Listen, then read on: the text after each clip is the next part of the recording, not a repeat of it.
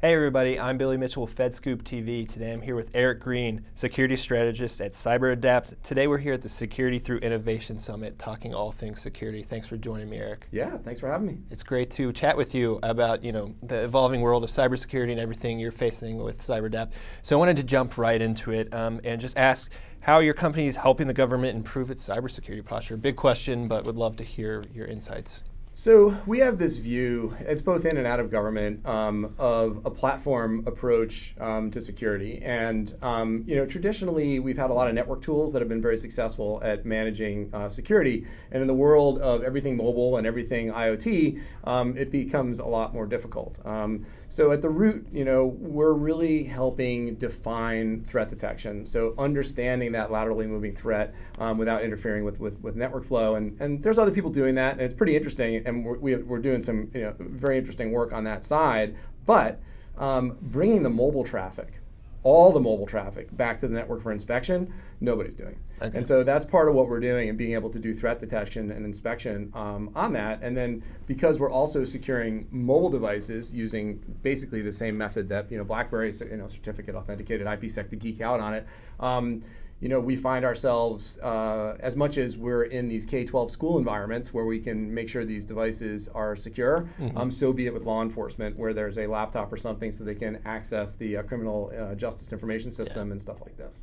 Yeah, one of the things we've heard today a lot at the summit is the, nothing new, but the importance of public-private partnerships. So just curious to hear from you why those are important and if there's any ways that we could better mature or improve those. So I think it's critical, and it's interesting because Canada has a whole bunch of new sort of private threat type relationships that are out there in private public space, and I think we need to learn from our successes. If you look at, most would argue that, for instance, the financial services ISAC, was wonderfully successful and something to look at. The multi-state ISAC is also something that's been very successful. And they've been successful because there's a level of trust in the group to be able to equally share information, which has been a problem across all of our sharing networks because everyone likes to consume, but no one likes to give. And I think that's where we got to get over. Yeah, that makes sense.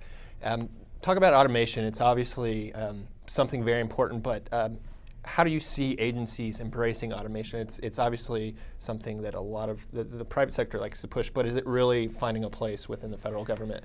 I mean, this morning was a great opening. The gentleman from McAfee, so Robert Nye, I think was his name, right?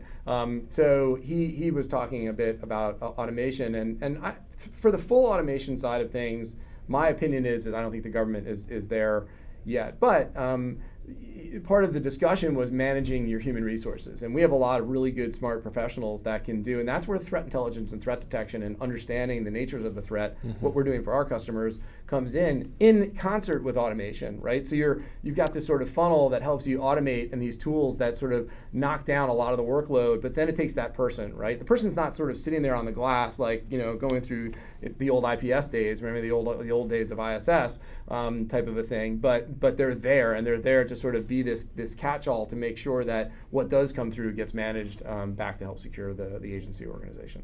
Yeah, and lastly, not to call or point to anything the government's missing necessarily, but is there one or two things you think they could improve on or that they should set their focus on when securing their enterprise? So I think that, there's really two things, and one of them has already been addressed today. I know the government is doing they're working harder to try to get rid of things like common criteria so that the device that gets approved is now four generations outdated, the old BlackBerry situation. So I think that improvement is going there.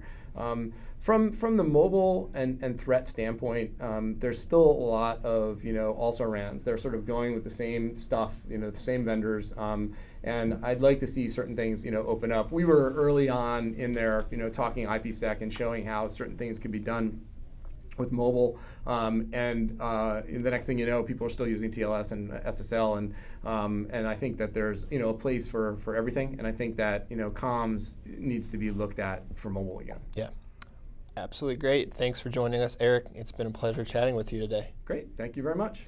I'm Billy Mitchell of FedScoop TV. Thanks for watching.